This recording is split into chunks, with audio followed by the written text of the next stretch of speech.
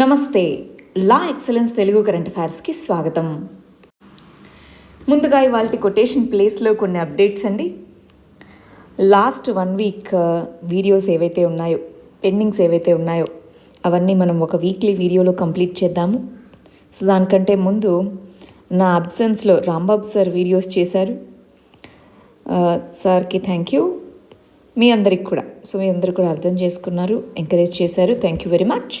But మనమైతే ఒక weekly video చేద్దాం వాటన్నిటి మీద, నాట్ అన్ ఇష్యూ. రెండోది ప్రిలిమ్స్ ఎగ్జామ్ రాసారా? ప్రిలిమ్స్ ఎగ్జామ్ కొద్దిగా మనకి కరెంట్ అఫైర్స్ అసలు కనిపించలేదు, బట్ బాగా రాసుంటారు అనే అనుకుంటున్నాను. ఎలా రాసినా సరే మెయిన్స్కి ప్రిపేర్ అయిపోవడం మొదలుపెట్టేసేయండి. బాగా రాసినా సరే, బాగా రాయకున్నా సరే, ఎలాగైనా మెయిన్స్కి ప్రిపేర్ అవ్వడం మొదలుపెట్టండి. ఎవరైనా ఇంకా కీ చెక్ చేసుకోలేదు, లేదు మాకు క్వశ్చన్ పేపర్ ఎలా వచ్చింది అని తెలుసుకోవాలి అనుకుంటే మనము ఒక అనాలిసిస్ వీడియో చేశాము. అనాలిసిస్ వీడియోను ఒక్కసారి చూసుకోవాలి. అనాలిసిస్ వీడియో చూసుకోవడానికి ప్రయత్నించండి. మరి మనం T20 ప్రోగ్రామ్ని కరెంట్ అఫైర్స్ వీక్లీ క్విజ్ చేశాం. అది UPSC 2020 దాంతో ఆగింది. దాని ప్లేస్లో మనం కొత్త ప్రోగ్రామ్స్ ప్లాన్ చేస్తున్నాము. సో అవన్నీ కూడా త్వరలోనే మీకు చెప్తాము. UPSC ప్రిపేర్ అయ్యే స్టూడెంట్స్ మెయిన్స్కి సంబంధించి మన ఇంగ్లీష్ ఛానల్, మనది ఇది సివిల్స్ ప్రెప్ అనేది ఇంగ్లీష్ ఛానల్. సివిల్స్ ప్రెప్లో ఆల్రెడీ కలాం ప్రోగ్రామ్ అని ఇలాగ మెయిన్స్ రిలేటెడ్గా చాలా వీడియోస్ చేస్తున్నారు ఆన్సర్ రైటింగ్కి సంబంధించి. సో వీలైతే అవి ఒకసారి చూస్తూ ఉండండి. ఇవి మరి అప్డేట్స్. మరి మనం యాజ్ యూజువల్గా వీడియో కంటిన్యూ చేస్తూ వెళ్తామండి. ఇవాళ ఆర్టికల్స్ ఏంటో చూద్దాం, దాంతో క్లాస్ మొదలు పెడదాం. మన ఫస్ట్ ఆర్టికల్ వచ్చేటప్పటికి హత్రాస్ ఈ ప్లేస్లో జరిగినటువంటి అల్లెజ్డ్ రేప్ కేస్ మరియు ఆమె చనిపోవడం జరిగింది. దానికి సంబంధించిన విషయం అండి. చాలామంది నన్ను అడుగున్నారు దీని గురించి చెప్పండి అని చెప్పేసి. సో ఒకసారి దీని గురించి చూద్దాం. దీన్ని మనము అదొక రేప్ అండ్ మర్డర్ ఈ రెండిటిగానే చూడకూడదు. ఇది చాలా మైక్రోస్కోపిక్ వ్యూ అని అంటాము. దీని వెనకాల చాలా హ్యూజ్ సోషలాజికల్ ఇష్యూ ఉంది, హిస్టారికల్ ఇష్యూస్ ఉన్నాయి. అవి మనం తెలుసుకోవాలండి. ఒక్కసారి మనకై మనము అసలు ఇవి ఎందుకు జరుగుతున్నాయి. ఫస్ట్ ఇక్కడ రేప్ అనేది ఒకటి. So rape of Dalit women అన్నది ఇంకొకటి. అంటే కాస్ట్ వైజ్గా చూసుకుంటే ఈ రేప్ అనే దానికి డిఫరెంట్ మీనింగ్ ఉంటుంది. ఓవరాల్ రేప్ అనేటటువంటి విషయాన్ని విమెన్ రిలేటెడ్ ఇష్యూస్ కింద చదువుతాం. ఇక్కడికి వచ్చేటప్పటికి సోషల్ హైరార్కీ అన్న దాని గురించి చదువుతాం. ఫస్ట్ ఈ డైమెన్షన్ గురించి మాట్లాడదాం, రెండోది ఈ డైమెన్షన్ గురించి మాట్లాడదాం. ఫస్ట్ అసలు రేప్ అనేటటువంటిది ఎందుకు, అసలు ఆ కల్చర్ అనేది ఎందుకు డెవలప్ అయినట్టు ఆలోచించి చెప్పండి. ఇప్పుడు వీడియో చూస్తున్న వాళ్ళలో చాలామంది అబ్బాయిలు ఉన్నారు, అమ్మాయిలు ఉన్నారు. సో ఒక్కొక్కరికి మన జెండర్ని బట్టి, మనం పెరిగిన వాతావరణాన్ని బట్టి, మనం ఉంటున్న ప్లేస్ని బట్టి రకరకాల రీజన్స్ తెలుస్తాయి. సో అసలు ఎందుకని ఆలోచించి ఆన్సర్ చేయండి. ఎందుకని జరుగుతున్నట్టు రేప్ అనేది అసలు సరే అండి. మళ్ళీ ఇక్కడ ఇంకొక ఫ్యాక్ట్ చెప్తాను చూడాలి. 6 months పిల్లల దగ్గర నుంచి 60 years ముసలి వాళ్ళ దగ్గర వరకు జరుగుతున్నాయి. అది గుర్తుపెట్టుకోండి. అంటే టీనేజ్ లేదా అడల్ట్ ఏజ్లో ఉన్న వాళ్ళ మీదే కాదు, 6 months పిల్లల దగ్గర నుంచి 60 years ముసలి వాళ్ళ దగ్గర వరకు, మధ్యలో మిగిలిన వాళ్ళందరినీ యాడ్ చేసుకుంటే జరుగుతూ ఉన్నాయి. ఎందుకని, రీజన్స్ ఏంటి అనుకుంటున్నారు మీరు? ఆలోచించండి ఒకసారి. చాలామంది అబ్బా సొసైటీ ఇంతే అనుకుంటారు. కానీ సొసైటీలో ఎవరైనా మంచిగా ఉండాలని అనుకుంటారు, కానీ ఎవరైనా బ్యాడ్గా ఉండాలి అని ఎవరికైనా ఉంటుందా? మామూలుగా ఆలోచించి చూడండి. ఇప్పుడు మనము సొసైటీలో అందరి ముందు నేను మంచి అమ్మాయిని లేదా మంచోడిని అనిపించుకోవాలని ఉంటుందా, లేదా చెడ్డోడిని అనిపించుకోవాలని ఉంటుందా? ఎవరికైనా ఇన్హరెంట్గా మంచోళ్ళ మనం అనిపించుకోవాలి, వాళ్ళందరి చేత పొగిడించుకోవాలనే ఉంటుంది తప్ప ఎవరికి వీడు చెడ్డోడు, ఈమె చెడ్డది అని అనిపించుకోవాలని ఎవరికీ ఉండదు కదా. మామూలుగా ఆలోచించి చూస్తే, హ్యూమన్ సైకాలజీని బట్టి చూస్తే. కానీ ఎందుకు ఇలా జరుగుతాయంటారు? సరే జెండర్ దగ్గరికి వచ్చేసేయండి ఇప్పుడు. సరే ఇప్పుడు రేప్ అనేటటువంటిది మెన్ విమెన్ మీదను, విమెన్ మెన్ మీద చేసేది కూడా ఉంది. కాకపోతే ఇది ఇంకా తక్కువగా ఉంది ప్రస్తుతానికి, ఇంకా ఇది పెరగలేదు. ఇదే ఉంది ఎక్కువ. మెన్ విమెన్ మీద బలాత్కారం అంటారు. సో ఇదే కదా, విమెన్ మెన్ మీద చేసేది ఉన్నప్పటికీ తక్కువగానే ఉంది కాబట్టి మనం ఇక్కడ దాని గురించి మాట్లాడట్లేదు. సరే ఇప్పుడు చెప్పండి ఎందుకని అంటారు? సరే హార్మోన్స్ అన్నది బయలాజికల్ రీజన్ అన్నది కొంతమంది చెప్పేది. బయలాజికల్ రీజన్ ఉన్నప్పుడు మరి అందరూ చేయాలి కదండి. సో ఎందుకని బయలాజికల్గా చూస్తే విమెన్ మెన్లో హార్మోనల్ ఆ ఉత్సాహం అని అంటారు. సో అది ఎక్కువగా విమెన్కి ఉంటుందా మెన్కి ఉంటుందా అన్నది మనం బయలాజికల్గా డిఫరెంట్ డైమెన్షన్ నుంచి చూడాలి. సరే, బయలాజికల్గా మనం లాజికల్గా ఆలోచించి చూస్తే బయలాజికల్ రీజన్ అనేది రేప్ని ప్రమోట్ చేయదు. ఎందుకని?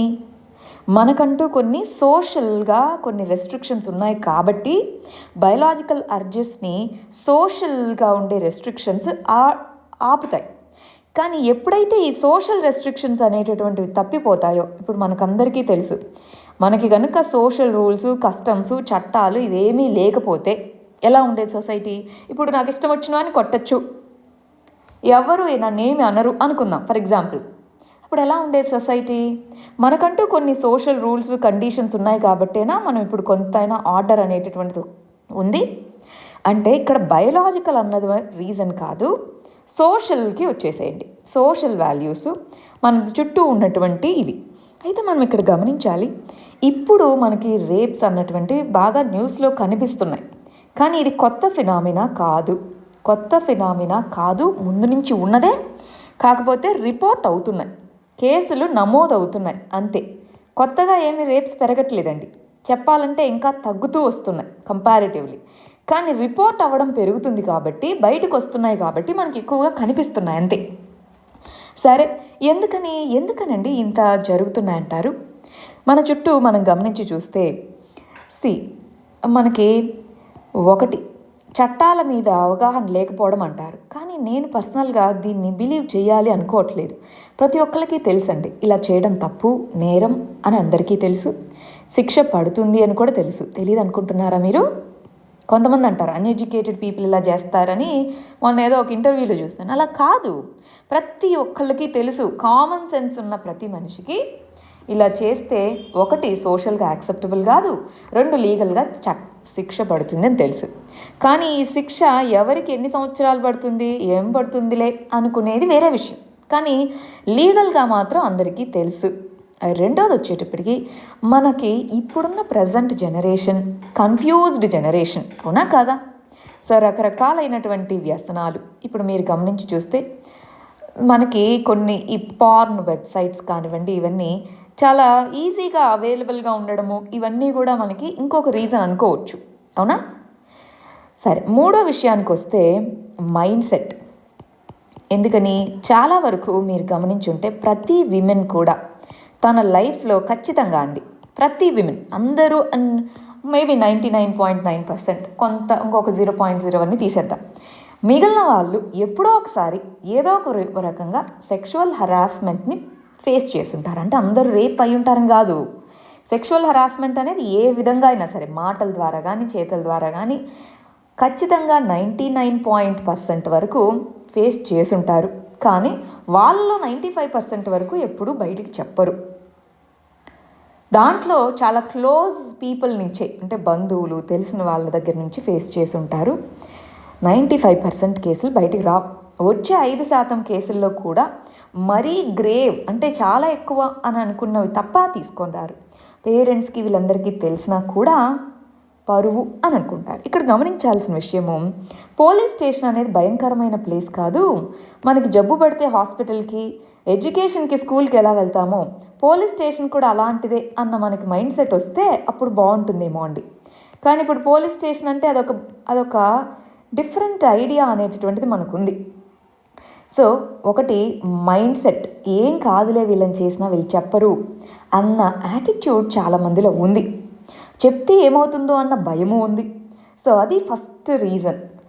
రెండోది ఇదిగో ఇలాంటి ఉత్ప్రేరకాలు ఉండడం. మూడోది చట్టాలు ఉన్నాయని అందరికీ తెలుసు, కానీ వాటి మీద భయం లేదా, ఏమవుద్ది 10 సంవత్సరాలు జైల్లో ఉంటా అనిపిస్తుంది.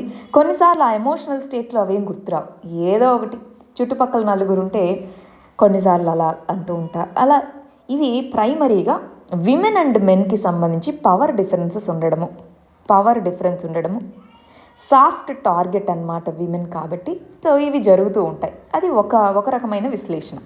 మరి కాస్ట్ వైజ్గా చూద్దాం.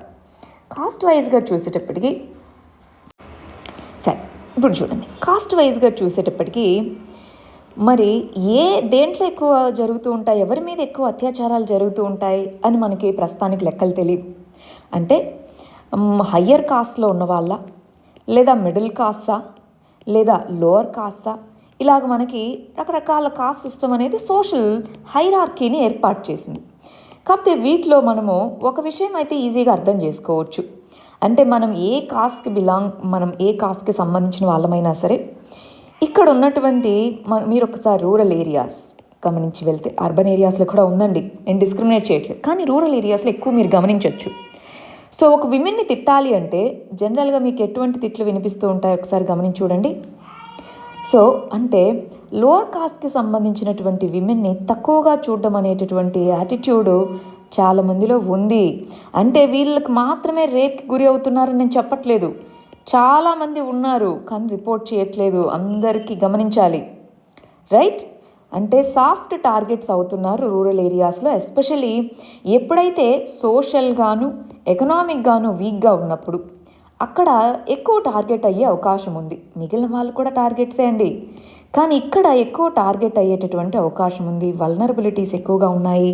ఇక్కడ కూడా పవర్ డిఫరెన్సెస్ అనేటటువంటి ఉన్నాయి. మెన్ అండ్ విమెన్, వాళ్ళు ఏ కాస్ట్కి సంబంధించిందైనా సరే, power difference, caste related power difference అర్థమవుతుందా? సో అంటే ఓవరాల్గా రేప్ ఇష్యూస్కి వచ్చేటప్పటికి పవర్ డిఫరెన్స్ అనేది రోల్ ప్లే చేస్తుంది. మరి ఇక్కడ ఇంకో విషయం అడగచ్చు, అలాంటప్పుడు only upper caste men lower caste women మీద ఇది జరుగుతుందా? కాదండి. లోవర్ కాస్ట్కి సంబంధించిన మెన్ అప్పర్ కాస్ట్ కానివ్వచ్చు, మిడిల్ కాస్ట్ కానివ్వచ్చు, ఏదైనా అందరూ ఇక్కడ మీరు గమనించాల్సిన విషయం, నేను దేన్ని జనరలైజ్ చేయట్లేదండి, అన్నీ జరుగుతున్నాయి.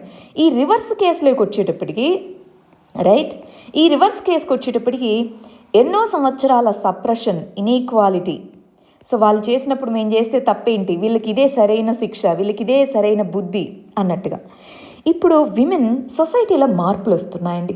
ఒక థియరీ ఉంటుంది, నాకు ఆ థియరిస్ట్ పేరు గుర్తులేదు, పొలిటికల్ సైన్స్ స్టూడెంట్స్ చెప్పగలరు, సోషియాలజీ పొలిటికల్ సైన్స్ చదువుకున్న వాళ్ళకి తెలిసి ఉంటుంది. ఇది సోషల్ కాన్ఫ్లిక్ట్ అనేటటువంటిది ఎప్పుడైతే పెరుగుతూ ఉందో, ఆ పెరుగుతూ ఉన్న టైంలో ఇలాంటివి ఎక్కువ జరుగుతూ ఉంటాయి. అంటే విమెన్ వాళ్ళు ఇండిపెండెంట్గా ఉండడం మొదలుపెట్టినప్పుడు, కాస్ట్ డిఫరెన్సెస్ తగ్గుతూ అందరు ఈక్వాలిటీ, అంటే ఇంకా సోషల్ ఈక్వాలిటీ రాలేదండి, చాలా దూరంలో ఉంది అది.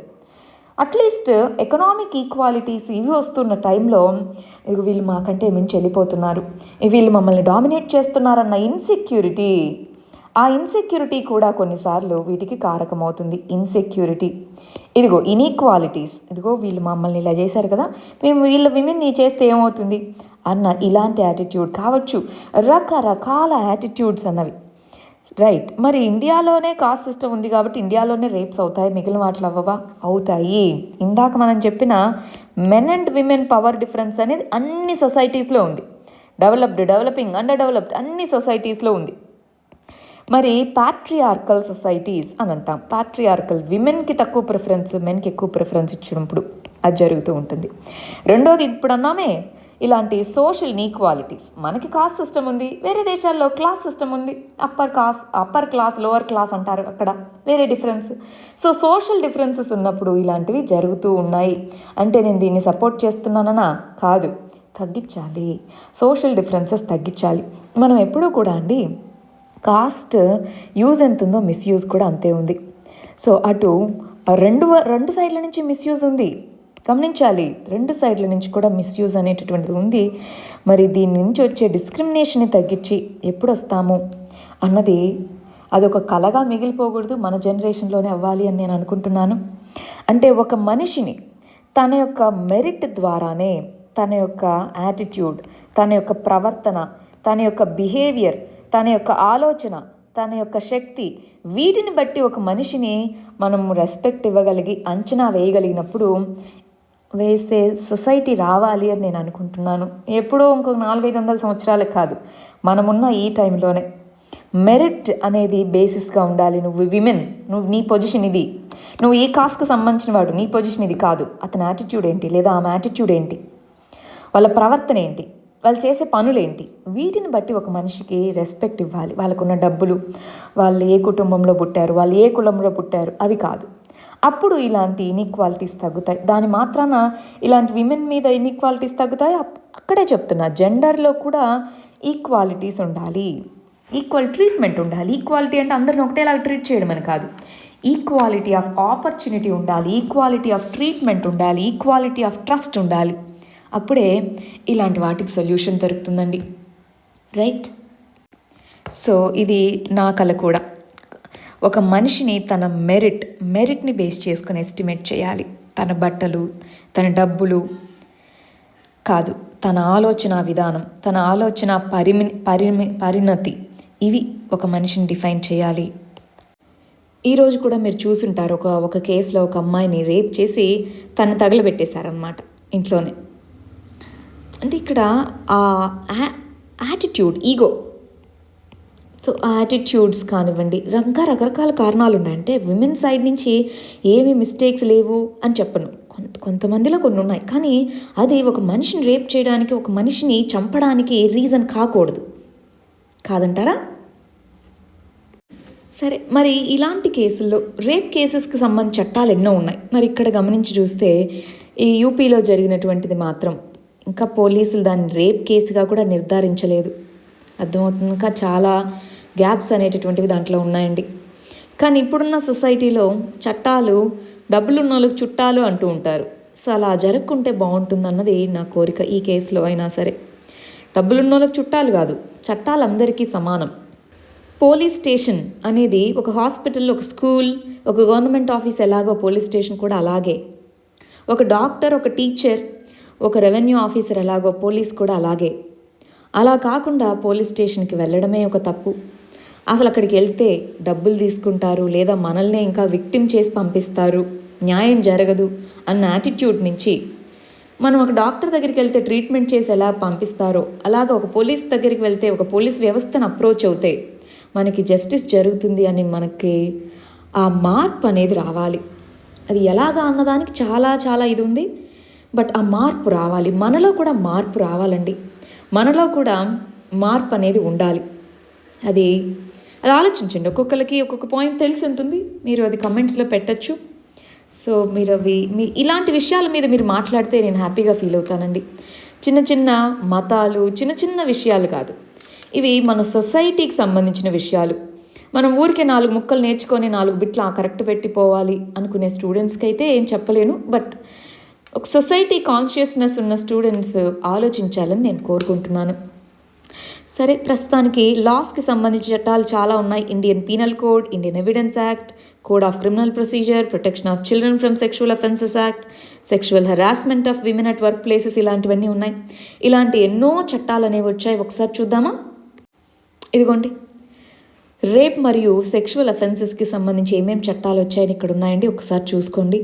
వీటిని ఎప్పుడైనా వీలైనప్పుడు డీటెయిల్డ్గా ఎక్స్ప్లెయిన్ చేస్తాను. ఆల్రెడీ ఇంతకుముందు చెప్పున్నాను, ఏది మన దిశ కేసు జరిగినప్పుడు చెప్పున్నాను. బట్ ఒకసారి ఇక్కడ నీట్గా ఉంది కాబట్టి చదువుకోవడానికి ప్రయత్నించండి. నెక్స్ట్ ఆర్టికల్ వచ్చేటప్పటికి జిఎస్టీ కౌన్సిల్కి సంబంధించి. జిఎస్టీ కౌన్సిల్ అనేటటువంటిది బారోయింగ్ అనే ఆప్షన్కి సంబంధించి స్ప్లిట్, అంటే దాంట్లో విభేదాలు ఉన్నాయి అన్నట్టుగా చెప్తున్నారు. దీన్ని మనం ఎకానమీలో చదువుకుంటామండి. జిఎస్టీ కౌన్సిల్ రీసెంట్గా తీసుకున్న నిర్ణయాలు ఏంటి అన్న దానికి సంబంధించి. అయితే మనం ఒక 3 వీక్స్ ముందుకెళ్ళి అసలు ఇక్కడ ఏం జరిగిందన్న విషయం మనకు తెలియాలి.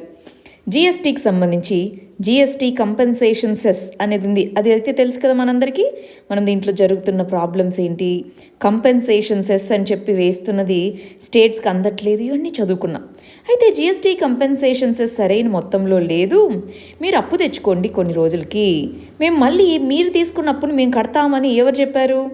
సెంట్రల్ గవర్నమెంట్ స్టేట్స్కి చెప్పింది. మీరు బారో చేసుకోండి అప్పు, మేము అది కడతాము, ప్రస్తుతానికి మేము ఇవ్వలేకున్నాము, జిఎస్టీ లాస్ ఎంతైతే వచ్చిందో దాన్ని మేము ఇవ్వలేకున్నామని చెప్పారు. మరి అప్పు తీసుకోవాలి అని కొంతమంది, వద్దు అని చెప్పి కొంతమంది, ఇలాగా కొన్ని కాంట్రవర్సీస్ అయితే నడుస్తూ ఉన్నాయి. ఆ కంటెక్స్లో జిఎస్టీ కౌన్సిల్ మీట్ అయింది అని చెప్తున్నారు. సో ఎస్టిమేటెడ్గా ఓవరాల్గా 1,10,000 crore రూపీస్ స్టేట్స్కి వెళ్ళాలి సెంటర్ నుంచి కంపెన్సేషన్ రూపంలో అన్నారు. అయితే ఎంత బారో చేసుకోవాలి ఏంటి అన్న దాని మీద కన్సెన్సస్, ఒక ఒప్పందం అనేటటువంటిది లేదు. అవి ఇక్కడ జరిగిన విషయాలు. అయితే మనం బేసిక్స్కి వెళ్ళి అసలు ఈ జిఎస్టీ కౌన్సిల్ అంటే ఏంటో, అది ఎలా ఏర్పాటైందో అది తెలుసుకుందామా? గమనించండి, జిఎస్టీ కౌన్సిల్ అనేటటువంటిది ఒక కాన్స్టిట్యూషనల్ బాడీ. ఏ ఆర్టికల్ కింద? ఆర్టికల్ 279A అనే దాని కింద తీసుకొని వచ్చారు. మనకి 101 రాజ్యాంగ సవరణ చట్టం అనేది వచ్చిందండి. దాని కింద మనకి ఎన్నో రకాల ఇండైరెక్ట్ ట్యాక్సెస్ అన్నిటినీ కలిపి ఒక జిఎస్టీగా తీసుకొని వచ్చారు. గూడ్స్ అండ్ సర్వీసెస్ ట్యాక్స్, వస్తు సేవల పన్ను అంటాం. దానికి సంబంధించి ఒక కాన్స్టిట్యూషనల్ బాడీగా జిఎస్టీ కౌన్సిల్ అనే దాన్ని తీసుకొని వచ్చారు. దీంట్లో సెంటర్ మరియు స్టేట్ రెండిటి యొక్క రిప్రజెంటేషన్ ఉంటుంది. రెండు కూడా దీంట్లో మెంబర్స్గా ఉంటాయన్నమాట. మరి ఏదన్నా ఒక డెసిషన్ తీసుకోవాలి అంటే 1/3 ఓటింగ్ పవర్ సెంటర్కి, 2/3 ఓటింగ్ పవర్ స్టేట్స్కి ఉంటుంది. ఓవరాల్గా డెసిషన్కి 75% రిప్రజెంటేషన్ ఉంటేనే ఆ డెసిషన్ పాస్ అవుతుంది జిఎస్టీ కౌన్సిల్లో. అంటే ఫెడరలిజంకి ఎక్కువ ఇంపార్టెన్స్ ఇచ్చారు అని మనం దీంతో చెప్పుకోవచ్చా? ఎందుకని? స్టేట్స్కి ఇంపార్టెన్స్ ఇచ్చారు కాబట్టి ఓటింగ్లో. కాకపోతే చూడండి, జిఎస్టీ కౌన్సిల్ తను చేయాల్సిన బాధ్యత ఏంటి? జిఎస్టీ కంపెన్సేషన్ సెస్ వచ్చింది, దాన్ని విడదీసి ఇవ్వాలి. కానీ ఆ కంపెన్సేషన్ సెస్ బదులు బారోయింగ్ చేసుకోండి అంటున్నారు. మరి ఆ బారోయింగ్ అన్నటువంటిది ఎంతవరకు ఫెడరల్ స్పిరిట్లో ఉంది? అది ఇక్కడ క్వశ్చన్. అంటే స్టేట్స్ నష్టాల్లోకి వెళ్తుంటే సెంటర్ సపోర్ట్ చేయకుండా ఇలా ఉండడం ఎంతవరకు కరెక్ట్ అన్నటువంటిది వాళ్ళు చెప్తున్నటువంటిది. ఏవైతే రూలింగ్ పార్టీ సెంట్రల్ లెవెల్లో ఏదైతే రూలింగ్ పార్టీ ఉందో, స్టేట్ లెవెల్లో కూడా అంటే బీజేపీ రూలింగ్ ఉన్నవేమో యాక్సెప్ట్ చేయడము, నాన్ బీజేపీ స్టేట్స్ ఏమో లేదు మేము అప్పు తెచ్చుకోము అన్నట్టుగా యాక్సెప్ట్ చేయకపోవడము, ఇలాంటి ఎన్నో కాంట్రవర్సీస్ మాత్రం ఉన్నాయి. అది మనం తెలుసుకోవాలి. నెక్స్ట్ ఆర్టికల్ పాలిటీకి సంబంధించినటువంటిది. మామూలుగా అగ్రికల్చర్కి సంబంధించిన ఫార్మ్ బిల్స్ అనేటటువంటివి 3 ఉన్నాయి, అవునా కాదా? ఒకటి వచ్చేటప్పటికి ఎసెన్షియల్ కమోడిటీస్కి సంబంధించి మనము వీటిని ఆల్రెడీ 2-3 సార్లు చదువున్నామండి. సపరేట్గా బిల్స్ అండ్ ట్యాక్స్ అని ఒక వీడియో కూడా చేశాము. ఓకే, ఎసెన్షియల్ కమోడిటీస్కి సంబంధించిన ఒక చట్టము. అగ్రికల్చరల్ మార్కెటింగ్ ఏపీఎంసీస్లోనే అమ్ముకోవాల్సిన అక్కర్లేదు, బయటైనా అమ్ముకోవచ్చు అని చెప్పేలాగా ఒక అగ్రికల్చరల్ మార్కెటింగ్కి సంబంధించి ఇంకొక చట్టం పాస్ అయింది. మూడోది కాంట్రాక్ట్ ఫార్మింగ్కి సంబంధించి మూడు బిల్స్ పాస్ అయ్యి చట్టాలు అయ్యాయి. ఆ కంటెక్స్లో అసలు అగ్రికల్చర్ అనేటటువంటిది స్టేట్ లిస్ట్ కిందకి వస్తే సెంటర్ ఏ విధంగా చేయగలిగింది చట్టాలు, దాంట్లో ఎంతవరకు కాన్స్టిట్యూషనల్ వాల్యూస్ని పాటించగలిగారు అన్న దాని మీద ఈ క్వశ్చన్. మామూలుగా ఈ 3 ఏంటి అన్నది మనం ఎకానమీ కింద చదువుకున్నాం కదా, ఎకానమీలో అగ్రికల్చర్ కింద చదువుకున్నాం. కానీ ఇప్పుడు వీటి మీద చట్టాలను చేసే పవర్ షెడ్యూల్ 7 కింద ఎవరికి ఉంది? సెంటర్కి ఉందా, స్టేట్స్కి ఉందా, ఎవరికి ఉంది అన్నది క్వశ్చన్ అనమాట. ఎవరికి ఉంది, సెంటర్ ఎందుకు చేసింది అన్న దాని మీద మరి అది ఫెడరలిజంకి వస్తుందా? సెంటర్ స్టేట్స్ పవర్ డివిజన్ అయింది, లెజిస్లేటివ్ పవర్స్ మరి తీసుకున్నట్టే కదా. సో ఫెడరలిజంలో ఉండే ఇష్యూస్ ఏంటి అన్నది మనం ఈ ఆర్టికల్లో తెలుసుకుందాం. గమనించండి, ఇక్కడ పార్లమెంట్ అనేటటువంటిది కాన్స్టిట్యూషనల్గా ఏవైతే పవర్స్ ఇచ్చారో అవి పరిధి దాటి ఈ ఆర్టికల్లో చెప్తున్నాను, తర్వాత మన ఒపీనియన్ ఏంటి చెప్తాను. తీసుకొని వచ్చారు. షెడ్యూల్ 7లో చెప్పినట్టుగా కాన్స్టిట్యూషన్లో ఎవరి పవర్స్ వాళ్ళకి డివైడ్ చేస్తున్నాయి.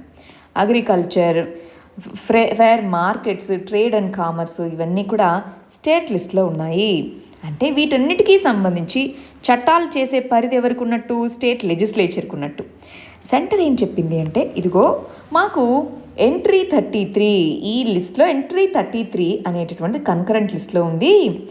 ఎంట్రీ 33 అనేటటువంటిది ఏం చెప్తుంది? ఇదిగో పబ్లిక్ ఇంట్రెస్ట్ కొద్దీ production, supply, distribution of products అనేటటువంటివి సెంటర్ కూడా వీటి మీద చట్టాలు చేయొచ్చు.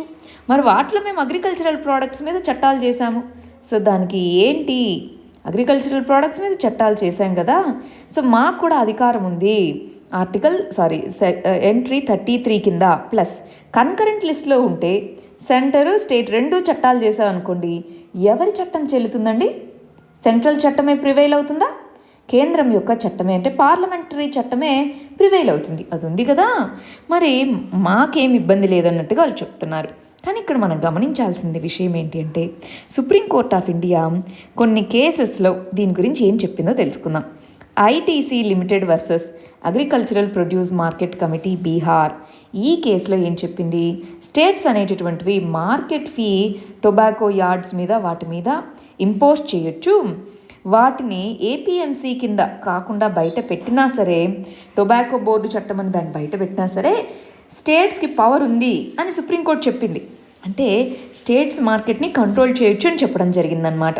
ప్లస్ ఇదిగో లిస్ట్ 3 ఏదైతే ఉందో, లిస్ట్ 3 అంటే ఏంటి? ఇక్కడ కన్కరెంట్ లిస్ట్ అని. లిస్ట్ 3 అంటే కన్కరెంట్ లిస్ట్, లిస్ట్ 1 అంటే సెంట్రల్ లిస్ట్, లిస్ట్ 2 అంటే స్టేట్ లిస్ట్. సో లిస్ట్ 3లో ఉన్నదాన్ని పరిగణించకముందు ఖచ్చితంగా లిస్ట్ 1లో కానీ 2లో కానీ ఉన్నాయా లేదా అని కోర్ట్స్ పరిగణిస్తాయి. అప్పుడు లిస్ట్ 2లో అంటే స్టేట్ లిస్ట్లో అగ్రికల్చర్ ఉంది కాబట్టి ఇది స్టేట్స్దే అని చెప్పే వీలుందా? సో అది రెండో పాయింట్. మూడోది వచ్చేటప్పటికి సేమ్ దాని మీద కనుక చట్టాలు చేస్తే సెంట్రల్ లా అనేటటువంటిది డామినేట్ చేస్తుంది కన్కరెంట్ లిస్ట్లో అని చెప్తున్నారు. సో ఈ 3 చట్టాలు వీటికి సంబంధించినటువంటి లీగల్ ప్రొవిజన్స్ అండి.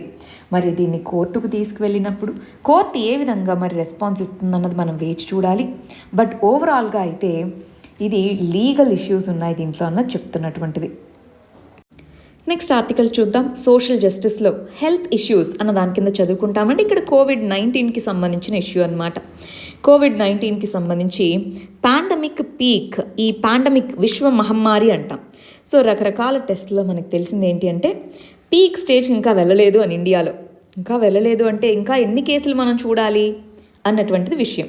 బట్ వ్యాక్సిన్స్ రాకుండా ఉంటే మనకి ఇంకా కేసులు పెరిగే అవకాశం ఉంది. కానీ మనం గమనించాలి, మోర్టాలిటీ రేట్స్, డెత్ రేట్స్ అనేవి తగ్గుతున్నాయి. అంటే కరోనా వస్తుంది కానీ కొన్ని రోజుల హాస్పిటలైజేషన్ తర్వాత లేదా డిఫరెంట్ వీటి ద్వారా తగ్గుతుంది మోర్టాలిటీ. చనిపోయే వాళ్ళ సంఖ్య అయితే తగ్గుతూనే ఉంది. బట్ మనకి ఈ ఇన్ఫెక్షన్ రేట్స్ అయితే పెరుగుతూ ఉన్నాయి, పెరిగే అవకాశం కూడా ఉంది. ఇంకా ఇలాంటి కంటెక్స్లో మనకి ఇప్పుడు అన్లాక్ 5 అనేటటువంటిది ఉంది. ఈ టైంలో మన బిహేవియర్లో చేంజ్ రావాలి. చాలామంది ఎగ్జామ్ హాల్ దగ్గర చూస్తే చాలామందిలో ఎలా ఉంది, మాస్క్ ముక్కుకు వేసుకోలేదు, ఓన్లీ నోట్కి వేసుకున్నారు.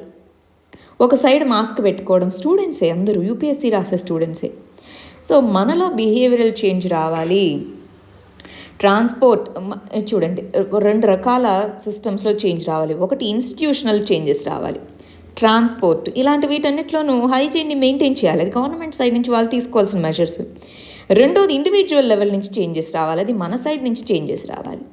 అంటే ఇన్ఫెక్షన్స్ పెరుగుతూనే ఉంటాయి, దాంట్లో క్వశ్చన్ లేదు.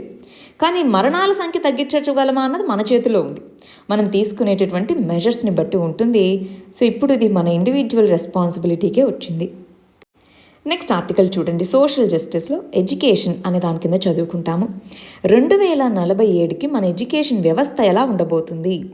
మనకి నేషనల్ ఎడ్యుకేషన్ పాలసీ అని వచ్చింది, అవునా? ఈ నేషనల్ ఎడ్యుకేషన్ పాలసీ 2020లో చాలా ఆబ్జెక్టివ్స్ చెప్పారు. అందరికీ యాక్సెసిబుల్గా ఉండాలి, అఫోర్డబుల్గా ఉండాలి, ఇంక్లూజివ్గా ఉండాలి, టెక్నాలజీని యూజ్ చేయాలి, ఇలా రకరకాల గోల్స్తో నేషనల్ ఎడ్యుకేషన్ పాలసీని తీసుకొచ్చారు. ఇక్కడ ఏం చెప్తున్నారు, ఎడ్యుకేషన్ అనేటటువంటిది ఒక దేశం ముందుకు వెళ్తుందా వెనక్కి వెళ్తుందా, దాని యొక్క పురోగతి ఏంటి అని చెప్పేది ఏంటి, మనకు ఉండేటటువంటి మన ఎడ్యుకేషన్, దాని యొక్క వ్యవస్థ. కొంతమందికి బెటర్ ఎడ్యుకేషన్ ఉండి కొంతమందికి ఎడ్యుకేషన్ క్వాలిటీలో తక్కువ ఉంటే మరి అది ఒక మంచి సొసైటీని బిల్డ్ చేస్తుందా? లేదు. సో ఏం చెయ్యాలి మరి? మన ఎడ్యుకేషన్ నెక్స్ట్ వచ్చే కొన్ని సంవత్సరాల్లో ఎలా ఉండాలి? మనం ఒకసారి 2047కి వెళ్ళి వెనక్కి తిరిగి చూసుకుంటే ఈ పాలసీ తీసుకుని ఉంటే ఆ రోజు బాగుండేది అని మనం ఎలాంటి వాటి గురించి అనుకుంటాం, ఏ విధంగా ఉండాలి, వాటిని ఈ ఆర్టికల్లో డిస్కస్ చేశారు. ఒకసారి చూద్దామా? చూడండి, ఈ ఆర్టికల్లో 5 ప్రిన్సిపల్స్ గురించి మాట్లాడారండి. ఎడ్యుకేషన్ వ్యవస్థలో మార్పులు తీసుకొని రావాలంటే 5 రకాలైనటువంటి మనం మార్పులు తీసుకొని రావాలి. ఒకటి, ఎడ్యుకేషన్ వ్యవస్థలో అటానమీ ఉండాలి. ఇదే చెప్పు, ఈ బుక్లో ఉన్నదే చెప్పు, ఇదే సిలబస్, ఈ ఒక్క బిట్ రాయి చాలు అన్నది కాదు. ఒక్కొక్క ఇన్స్టిట్యూషన్కి అసలు అక్కడ ఉన్నటువంటి అడ్మినిస్ట్రేటివ్ సిస్టమ్స్కి వాళ్ళకి ఇండిపెండెన్స్ ఇవ్వాలి. కొత్త సిలబస్ ఇప్పుడు మీరు చూస్తే ఇంకా బీటెక్లో ఎలాంటి సిలబస్ ఉంది, ఎప్పుడో 1980s 70s చదువుకునే సిలబస్ ఇంకా బీటెక్ టెక్స్ట్ బుక్స్లో ఉన్నాయి. కొత్తగా మనం చదివేది మళ్ళీ కోచింగ్ తీసుకోవాల్సి వస్తుంది, అవునా? మరి మళ్ళీ వచ్చి కోచింగ్ తీసుకుంటే కానీ మనకు ఒక జాబ్ రాదు.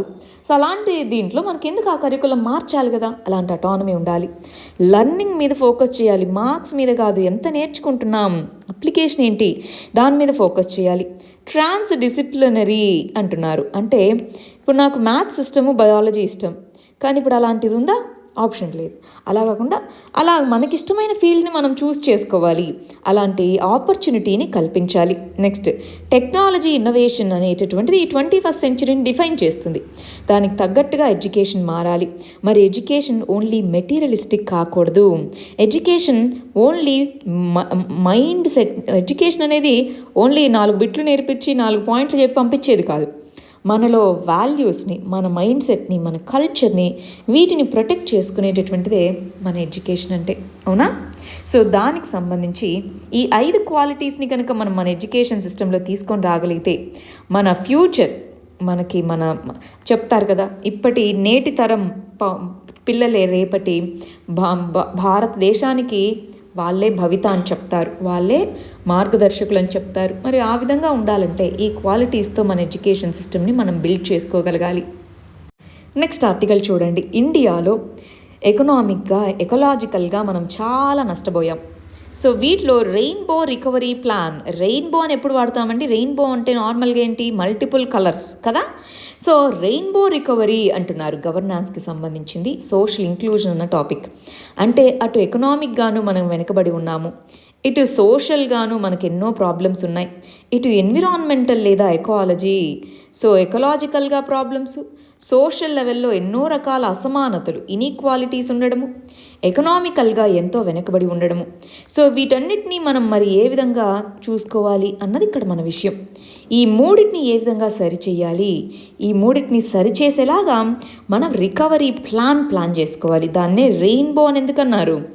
అన్ని రకాల మనము యాడ్ చేసుకోవాలి. రెయిన్బో రికవరీ ప్లాన్ అనేటటువంటిది ఉండాలి. అది ఇక్కడ చెప్పింది, rainbow recovery plan.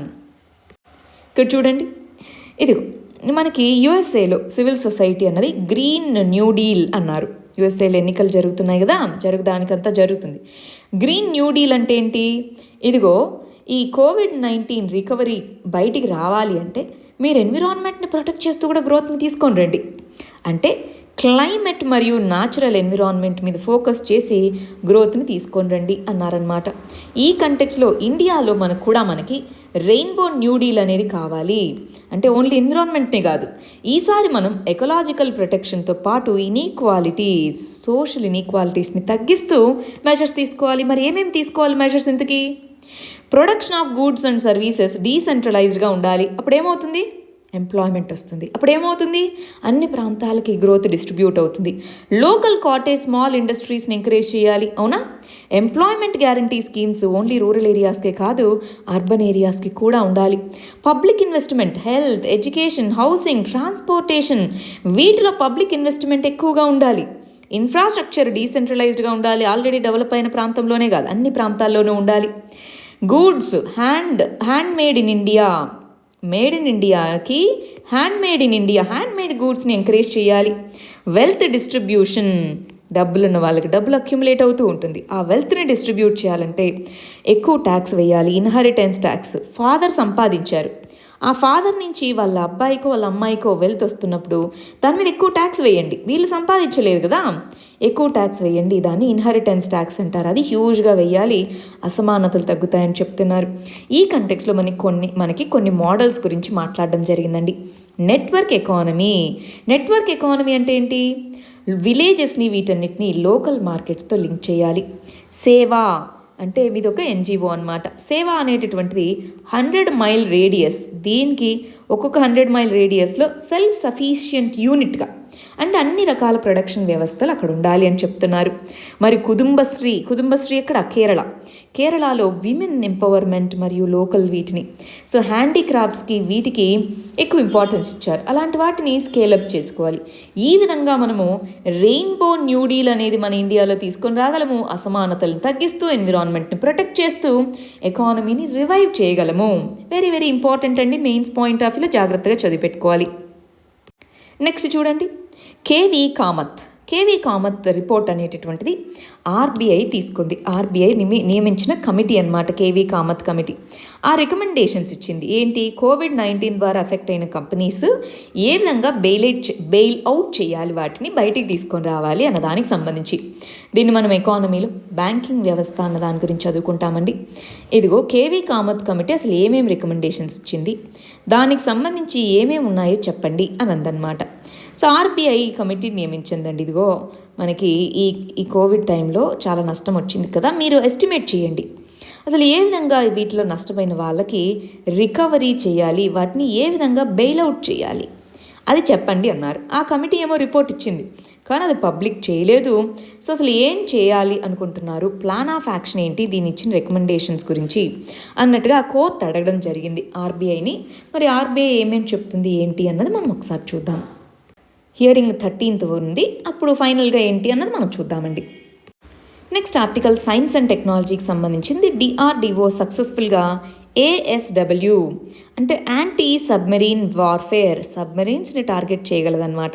Anti submarine వార్ఫేర్కి సంబంధించి ఒక మిజైల్ సిస్టమ్ని సక్సెస్ఫుల్గా టెస్ట్ చేయడం జరిగింది అని చెప్తున్నారనమాట. దీన్ని సైన్స్ అండ్ టెక్నాలజీలో మిజైల్ సిస్టమ్స్ అన్న దాని కింద చదువుకుంటాం. దాని పేరు స్మార్ట్ సిస్టమ్ అంటామన్నమాట. స్మార్ట్ సిస్టమ్ అంటున్నాం. స్మార్ట్ అంటే ఏంటి, ఇక్కడ missile assisted release of torpedo అంటున్నాము. టార్పెడో అంటే మీనింగ్ వచ్చేటప్పటికి ఏదైతే మనం వాటర్లో ఉన్న టార్గెట్స్ని, వాటర్లో ఉన్న వస్తువుల్ని లేదా వెహికల్స్ని, వీటిని టార్గెట్ చేయడానికి మనం వాడే మిజైల్స్ని టార్పెడోస్ అని అంటాము. అండర్ వాటర్ ఉన్న వెహికల్స్ని టార్గెట్ చేయడానికి టార్పెడోస్ని వాడతాము. సో అలాంటి సిస్టమే స్మార్ట్ అనేటటువంటి సిస్టమ్ అనమాట. మరి సబ్మెరీన్స్ వాటర్ కిందే ఉంటాయా, జలాంతర్గాములు అంటాం. సో యాంటీ సబ్మెరీన్ వార్ఫేర్లో వీటిని వాడచ్చు అనమాట. మరి అది ఏంటి, ఇంకొద్దిగా డీటెయిల్స్ చూద్దామా దీని గురించి. దీన్ని ప్రిలిమ్స్ పాయింట్ ఆఫ్ వ్యూలో చదువుకోవాలి. చూడండి, super sonic missile assisted release of torpedo full form వచ్చేటప్పటికి సూపర్ సోనిక్ అంటే ఏంటి, 1 మ్యాక్ కంటే ఎక్కువ ఉంటుంది, 5 మ్యాక్ లోపల ఉంటుంది. దాన్ని మనం సూపర్ సోనిక్ అంటాం. Super sonic assisted torpedo missile system అనేటటువంటిది దీన్ని రిలీజ్ చేయడం జరిగింది అని చెప్తున్నారనమాట. దీన్ని మానిటర్ చేశారు, సక్సెస్ఫుల్గా అయింది. స్మార్ట్ సిస్టమ్ డెమాన్స్ట్రేషన్ అనేటటువంటిది మనకి యాంటీ సబ్మెరీన్ వార్ఫేర్ క్యాపబిలిటీస్ ఉన్నాయన్నది ప్రూవ్ చేయడం జరిగింది. ఇది ఒక గేమ్ చేంజర్ లాంటిది. ఎవరు చెప్పారు, మన DRDO chairman doctor Satish Reddy చెప్పినటువంటిది అనమాట. దీని యొక్క ఆబ్జెక్టివ్స్ ఏంటి, లాంగ్ రేంజ్లో ఉన్నటువంటి వాటిని కూడా మనము టార్గెట్ చేయగలము వీటి ద్వారా. సో ఇక్కడ laser guided anti tank guided missiles అంటున్నారు.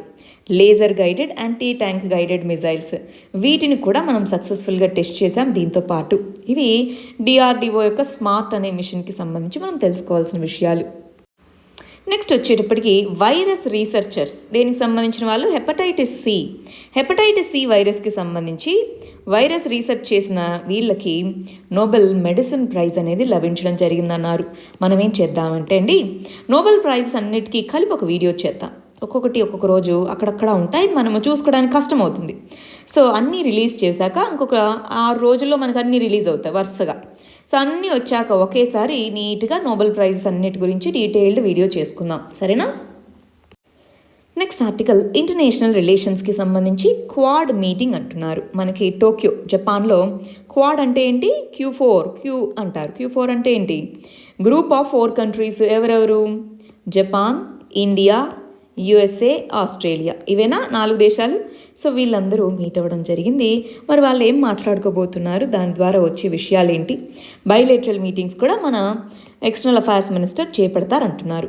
మరి ఏంటి క్వాడ్ అంటే ఏంటి, దాని ఇంపార్టెన్స్ ఏంటి ఒకసారి చూద్దామా. ఇదిగోండి, క్వాడ్ ఫారిన్ మినిస్టర్స్ మీటింగ్ అనేది జరుగుతుంది కదా.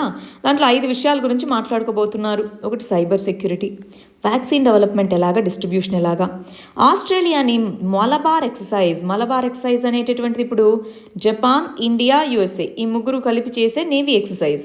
సో ఇలాంటి మలబార్ ఎక్సర్సైజ్ని తీసుకొని వద్దాము అన్నటువంటిది ఒక ఐడియా అన్నమాట. Next east west connectivity, India నుంచి ఏసియాన్ కంట్రీస్ వరకు ఈస్ట్ వెస్ట్ కనెక్టివిటీ తీసుకొని రావాలి. సప్లై చైన్ రెసిలియన్స్ ఇనిషియేటివ్ గుర్తుందా, ఇది షింజో అబే తన లాస్ట్ చేసిన proposal. Supply chain resilience initiative, COVID-19 టైంలో సప్లై చైన్స్ అన్ని ఇబ్బంది పడ్డాయి. అలా కాదు, ఒక రెసిలియంట్గా ఉండే ఇనిషియేటివ్ని తీసుకొని రావాలని జపాన్ ప్రపోజ్ చేసింది. దాని గురించి మాట్లాడుకోబోతారు. కానీ చైనా ఏముంది, ఇదిగో మీరందరూ కలిసి ఇది మినీ నేటో అంటే ఏంటి, నార్త్ అట్లాంటిక్ ట్రీటీ ఆర్గనైజేషన్ అంటాం. ఇది World War II తర్వాత ఈ USA సైడ్ ఉన్నటువంటి అన్ని కంట్రీస్ కలిపి ఒక మిలిటరీ గ్రూపింగ్గా ఈ north atlantic treaty organization form అయింది. అలాంటిది 4 దేశాల చిన్న కూటమిలాగా ఉంది. సో ఇది కొలోనియల్ మెంటాలిటీ, కోల్డ్ వార్ మెంటాలిటీకి సంబంధించింది, ఇప్పుడు కాదు ఇది అన్నారు. మరి ఈ కంటెక్స్లో బ్లూ డాట్ అనే ఒక పదం వచ్చిందండి. బ్లూ డాట్ అనేటటువంటిది USA డెవలప్ చేసినటువంటిది అనమాట. ఇక్కడ ఏంటి, చైనా అనేటటువంటిది 1 బెల్ట్ 1 రోడ్ అనే ఇనిషియేటివ్ని తీసుకొని వచ్చింది అన్ని కంట్రీస్కి ఇన్ఫ్రాస్ట్రక్చర్ని కలిపి. అలా కాకుండా బ్లూ డాట్ కింద మనం లేము, జపాన్, ఆస్ట్రేలియా, యూఎస్ఏ వీళ్ళ ముగ్గురు కలిసి తీసుకొచ్చారు. దీంట్లో ఏంటి, ఇన్ఫ్రాస్ట్రక్చర్కి సంబంధించి అసలు ఏమేమి స్టాండర్డ్స్ సెట్ చేయాలి అవన్నీ అన్నమాట. అంటే 1 బెల్ట్ 1 రోడ్కి కౌంటర్గా బ్లూ డాట్ అనేటటువంటి స్ట్రాటజీని ఎవరు తీసుకొని వచ్చారు? యూఎస్ఏ తీసుకొని వచ్చింది. ప్రస్తుతానికి ఇండియా దాంట్లో మెంబర్గా లేదన్న విషయం మనం తెలుసుకోవాలి. 1 బెల్ట్ 1 రోడ్ చైనా, ఇది యూఎస్ఏ కౌంటర్గా తీసుకొని వచ్చింది. నెక్స్ట్ ఆర్టికల్ సైన్స్ అండ్ టెక్నాలజీకి సంబంధించిందండి. ఆర్టిఫిషియల్ ఇంటెలిజెన్స్ మరియు సెక్యూరిటీ. మన ప్రైమ్ మినిస్టర్ గ్లోబల్ హబ్గా ఆర్టిఫిషియల్ ఇంటెలిజెన్స్ని మార్చాలి, బాగుంది. కానీ ఆర్టిఫిషియల్ ఇంటెలిజెన్స్కి ఎన్ని అడ్వాంటేజెస్ ఉన్నాయో అన్ని డిసడ్వాంటేజెస్ కూడా ఉన్నాయి. డిసడ్వాంటేజెస్ అంటే అన్ని ఛాలెంజెస్ ఉన్నాయి. ఎస్, అన్ని రకాల ఫీల్డ్స్లో ఎక్కడైతే హ్యూమన్ బ్రెయిన్ పనిచేస్తుందో అలాంటి అన్ని ఏరియాస్లోనూ మనం ఆర్టిఫిషియల్ ఇంటెలిజెన్స్ని వాడగలము. ప్లస్ ఇప్పుడు డేటా ఉంది, ఇంకా మంచిది. ప్రతి దాంట్లోనూ దీన్ని వాడగలము. మనకి రైజ్ అనే సమ్మిట్ అండి, RAISE అంటున్నాము. సో ఇక్కడ ఎమర్జింగ్ టెక్నాలజీస్ అన్నిటినీ దృష్టిలో పెట్టుకొని రైజ్ 2020 అనే సమ్మిట్ని లాంచ్ చేశారు. అప్పుడు దీనికి ఎన్నో అడ్వాంటేజెస్ ఉన్నాయి, కానీ అలాగే దీని నుంచి వచ్చే కొన్ని కన్స్ట్రెయింట్స్ ఉన్నాయి. అంటే ఆర్టిఫిషియల్ ఇంటెలిజెన్స్తో సోల్జర్స్ని తయారు చేయొచ్చు. అది నాన్ స్టేట్ యాక్టర్స్ ఎవరన్నా టెర్రరిస్టులు వీళ్ళ చేతిలోకి వెళ్తే, సో ఈ విధంగా ఎన్నో రకాల ఇబ్బందులు ఉన్నాయి. సో వీటిని తగ్గించాలి, వీటిని పెంచాలి. అంతేగాని ఇబ్బందులు ఉన్నాయి కదా అని అసలు ఆ టెక్నాలజీని డెవలప్ చేసుకోవడం కాదు. ఆర్టిఫిషియల్ ఇంటెలిజెన్స్ని హ్యూమన్ ఎమోషన్స్ని, హ్యూమన్ ప్రాబ్లమ్స్ని సాల్వ్ చేసేదానికి ఒక టూల్గా వాడుకోవాలి, హ్యూమన్ డెస్ట్రక్షన్కి కాదు. అది ఇక్కడ మనం తెలుసుకోవాల్సిన విషయం అండి. ఇవి మరి మన ఆర్టికల్స్. ఇది వాళ్ళకి మన ఫస్ట్ మెయిన్స్ క్వశ్చన్ ఇది. ఇవి మన first set of prelims questions. ఇవి మన second set of prelims questions. వీటికి ఆన్సర్స్ కమెంట్ సెక్షన్లో ఇవ్వండి. రేపు మనం వీటికి కరెక్ట్ ఆన్సర్స్ ఏంటో చూద్దాం. All the very best. Thank you very much.